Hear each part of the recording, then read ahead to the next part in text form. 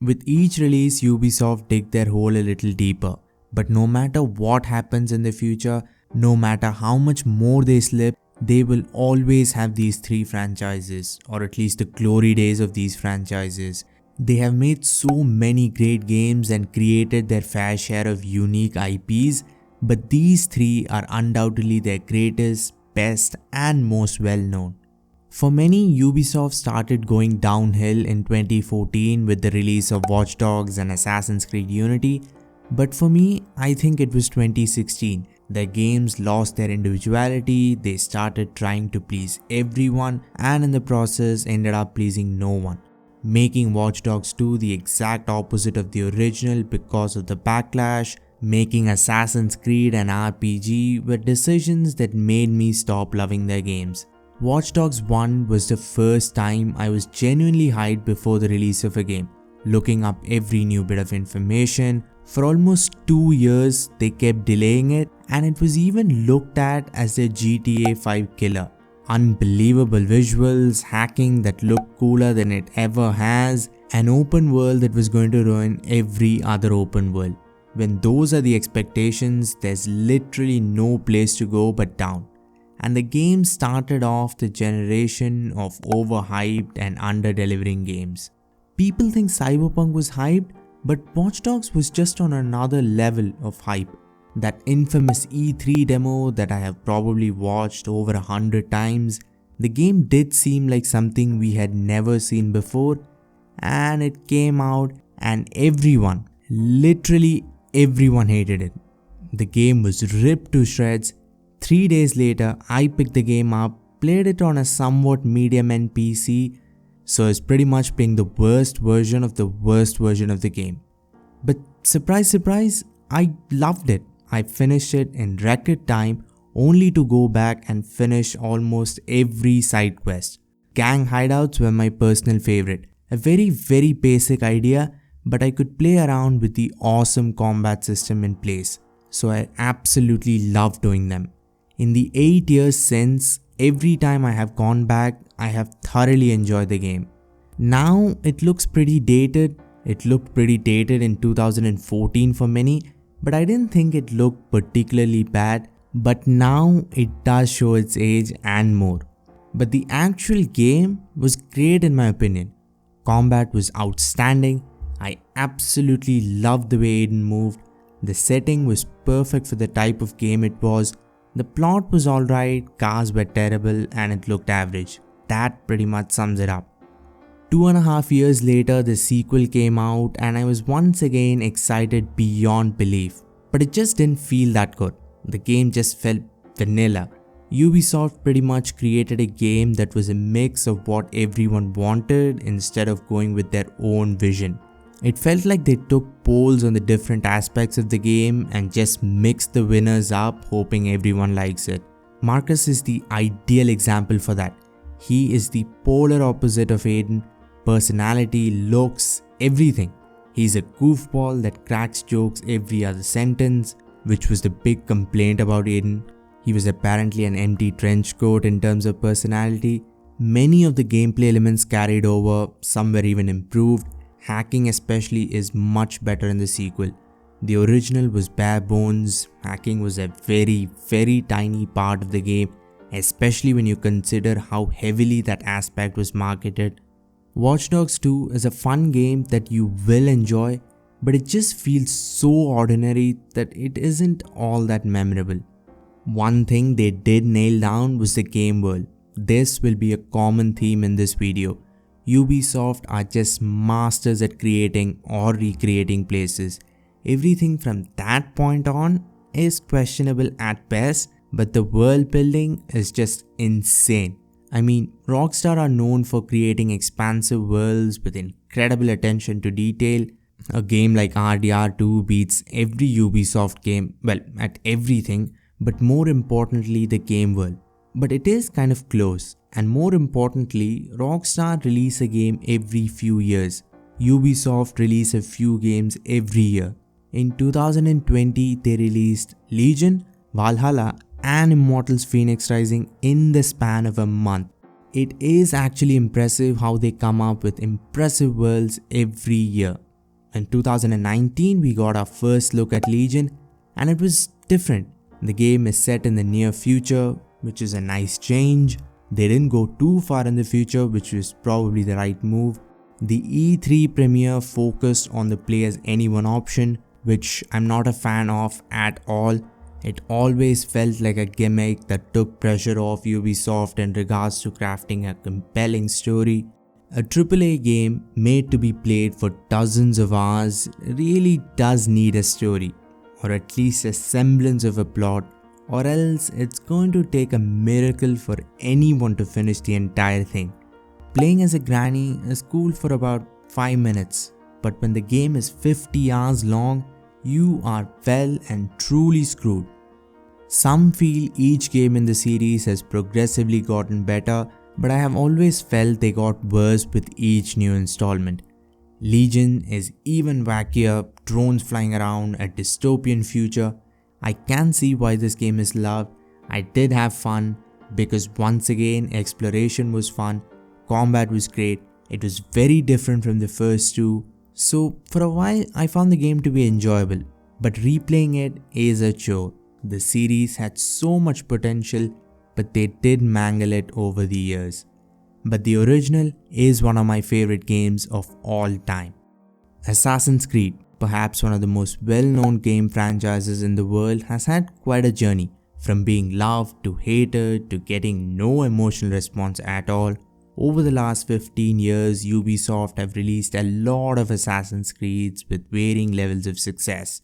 It all started back in 2007 when an idea for a Prince of Persia game became the phenomenon we now know as Assassin's Creed. The first game is probably one of the underrated entries in the series. It is labeled as being repetitive, broken, messy, dated, or even downright boring. But the thing is, when someone talks about Assassin's Creed, one of the first things that come to mind is Altair's red and white suit. The plot is actually pretty good. The first leap of faith is nothing short of extraordinary. Altair himself. The game was a perfect introduction to the universe in terms of characters and story, but it was a touch broken when it came to combat and gameplay in general. Assassin's Creed 2, the fan favorite led by the uber charismatic Ezio, is one of those games you never forget. Set in breathtaking Renaissance Italy, it is the beginning of arguably one of the best trilogies in gaming. But even on its own, the game stands out. Gamers complained about how repetitive the original was, but no one in their right mind is going to complain about AC2 being repetitive. The game has you fly across Venice in a flying machine built by none other than Leonardo da Vinci. If that isn't a unique mission, I don't know what is. Assassin's Creed 2 is an example of an extraordinary game that doesn't have one particular extraordinary aspect. A likable protagonist, an amazing plot, good enough gameplay, a beautiful setting, and there you have the most loved Assassin's Creed. Brotherhood and Revelations were essentially AC2 with a few tweaks, but the games are what they are because of their stories. When we first meet Ezio, he is no more than a boy getting in trouble, but now he's a master assassin being compared with the legendary Altair. Over the course of the trilogy, we see him grow, empathize with him, and connect to him in a way we normally don't to a video game protagonist. Revelations takes you on an absolute roller coaster and finishes off on the highest of highs. On to Assassin's Creed 3, which is the end of Desmond's story, and for many this was the end of peak Assassin's Creed. But I think they did well for a few more years. You start off playing as a Templar, which is a nice twist, but the true hero of the story, Connor, is a very polarizing figure. He isn't a likable goof like Ezio was in AC2 or an honorable assassin like Altair. He is absolutely brutal. I mean, the way they have physically designed him represents that. He looks like a tank basically. But he wasn't as charismatic as his predecessors, and that was the main problem for a lot of people. The setting was great. I had no problems with the map at all. I loved the frontier section for some reason. The various little towns and cities were fascinating, but the games just didn't reach the level of the first few games. Now on to another fan favorite. Assassin's Creed Black Flag is almost universally loved. It plays out like a pirate's game. The main protagonist isn't even an assassin, but it still works. The truly gigantic world was the main focus here. Back in 2013, the ability to sail to any of the many islands and explore without any restrictions was fascinating. Even now it sounds mouth-watering.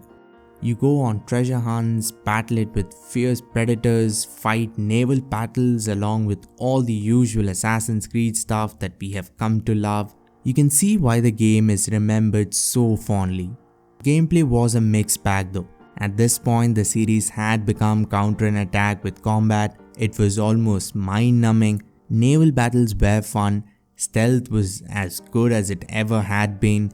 But some gameplay elements were starting to get dated. They went for another game with basically the same gameplay elements, same visual style, but set in the North Atlantic. Assassin's Creed Rogue was a pretty great game that got lost in between Unity's hype and Unity's letdown. You play as Shay Patrick, who is an assassin at the beginning of the game, turns Templar, and the idea is executed really well. Going after assassins is a nice change, and there were some nice gameplay changes that came with the idea. Enemies fought and moved like assassins, so it was a unique experience. It was a short experience, really underappreciated, and it even ties right into Unity. The ending of Rogue is the beginning of Unity, at least the prologue section where Arno is running around stealing apples. The time has finally come, an Assassin's Creed game that was more ambitious than anything we have gotten since. Unity was and is a diamond in the rough. Yeah, the game has texture pop-ins, NPCs spawn right in your face, but who cares?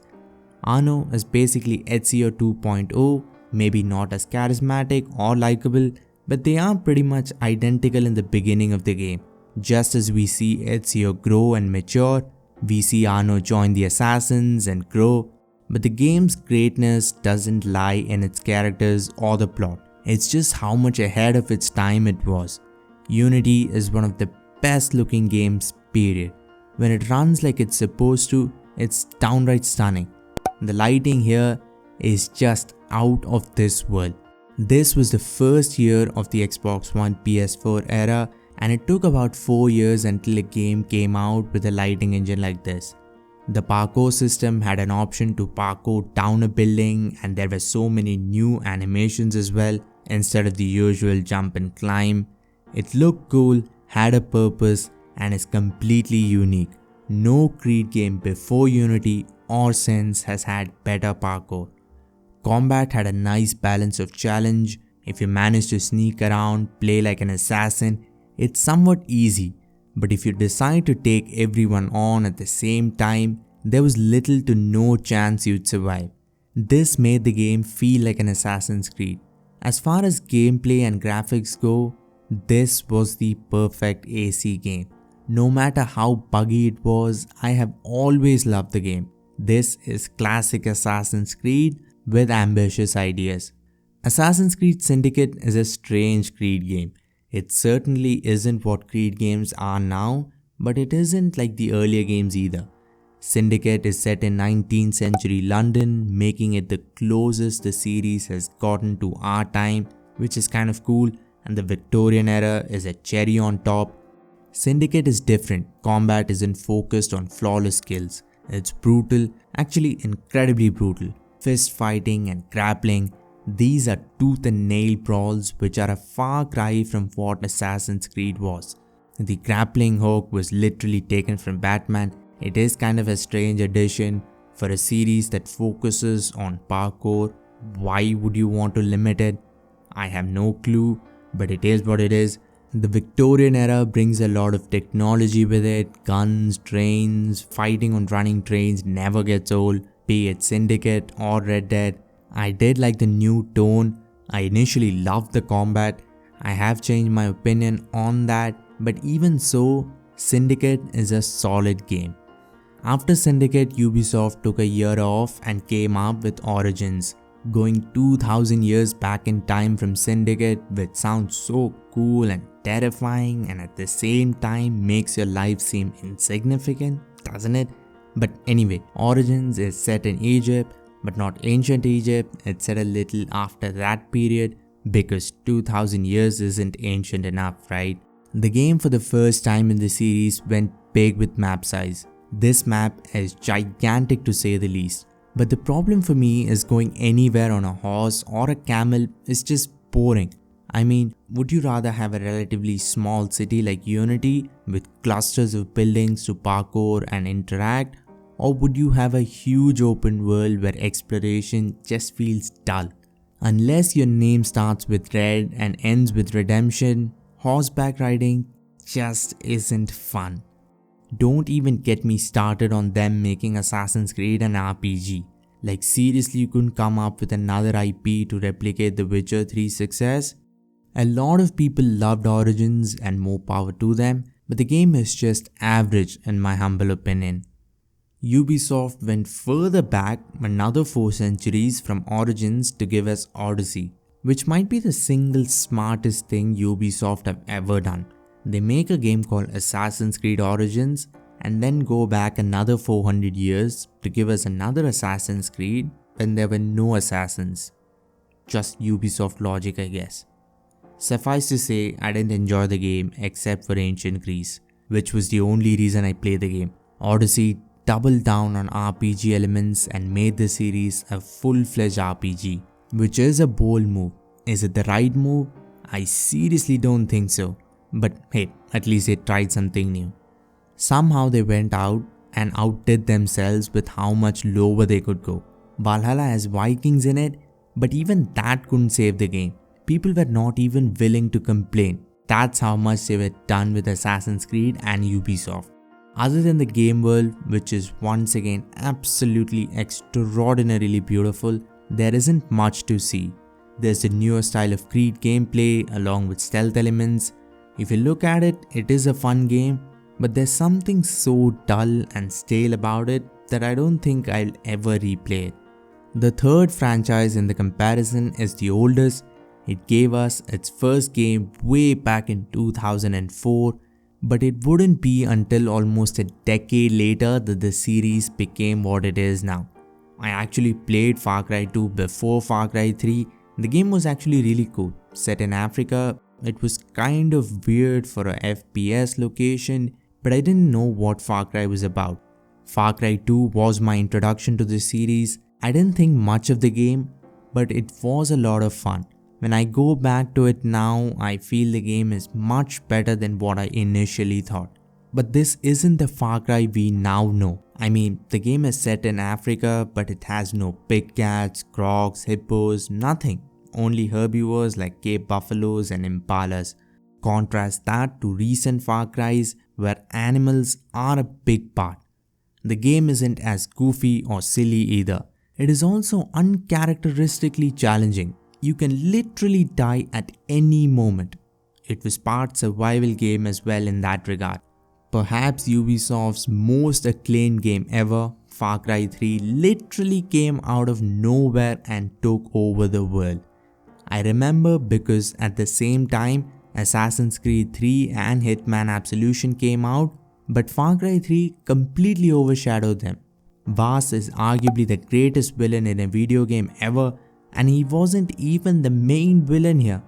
The beautiful yet disturbing Rook Islands, Vaas, the introduction of spooky stuff into Far Cry, and of course the fluid FPS mechanics that was so good, it has basically stayed the same 10 years later. The focus on stealth was also a welcome change. The only other good first-person game with stealth elements is Dishonored even now. The game came out in the tail end of the Xbox 360 era, but even still, it is a stunning game. On PC, the game looks as good as Far Cry 4, which is very impressive. But sadly, this was the last time Ubisoft took any real chances with the series. Yeah, Primal was a shot in the dark, but it isn't even considered a main entry in the series. Far Cry 4 had a seemingly crazy villain, just like the third game, but there are quite a few twists. Kairat is a dream setting, but I really didn't have as much fun exploring as I thought I would. Everything apart from the location feels the same from Far Cry 3. You sneak around liberating outposts, the antagonist, Pagan Min pops up here and there to give a speech, you get told what to do at the beginning of every mission. There's a bit of freedom in who you decide to side with, and it certainly doesn't help that the game just looks dated. It came out in the same month as Unity and it just looks dead average. A solid entry, but a pretty stale one too. Primal was not the brightest of ideas, and this is coming from a huge prehistoric era nut. The age-old question, why wouldn't Ubisoft just create another new IP for their unique idea, comes up again. There's literally no reason this needed to be a Far Cry game. In fact, being a Far Cry definitely holds it back. And on top of that, why would you make a first-person shooter when there was nothing to shoot with? Seeing ancient creatures like the Sabertooth in a game was definitely worth it though. Far Cry 5 is a game that I love. Maybe it was because I just didn't have high hopes. The very first cutscene pulls you in just like Far Cry 3. I love the tonal shift. It's still wacky, goofy and silly at times, but it is toned down. The protagonist, the deputy, was the only major problem I had with the game. Having a mute protagonist in a story-driven game that lasts for dozens of hours is a bad idea. The game world and world design was fantastic with a lot of diversity. Each area felt distinct and different. The antagonist was very good even though most of the time he's spitting out mumbo jumbo. Which brings us to the last game, Far Cry 6. Every Far Cry since 3 has tried to be Far Cry 3, but at least they try to hide the fact. But not Far Cry 6. It is a blatant rip-off of Far Cry 3 and it doesn't even try to hide it. Complete with a tropical island and actors from the Breaking Bad universe. This is the biggest Far Cry map, and before its release, I was actually hyped up. The game looked very promising. In the end, what we got was a good enough game, but it's just the same. I didn't even bother with the side stuff. The main missions felt repetitive. I seriously don't even want to know the state of side missions. For me, Assassin's Creed is Ubisoft's best IP and franchise, and it'll always be Ubisoft's best unless they keep making Assassin's Creed and completely destroy its legacy. The series has had so many great games. AC2, AC1 even, Black Flag, Unity, Origins and 3 were solid too. And only one game has been truly average, and that was Valhalla. I would love to know your pick, comment down below, subscribe to the channel while you're down there. If you really like the video, consider the super thanks option. It's a way of showing your support with a small tip. If you can't, it's no problem at all. Thanks for watching and have a great day wherever you are.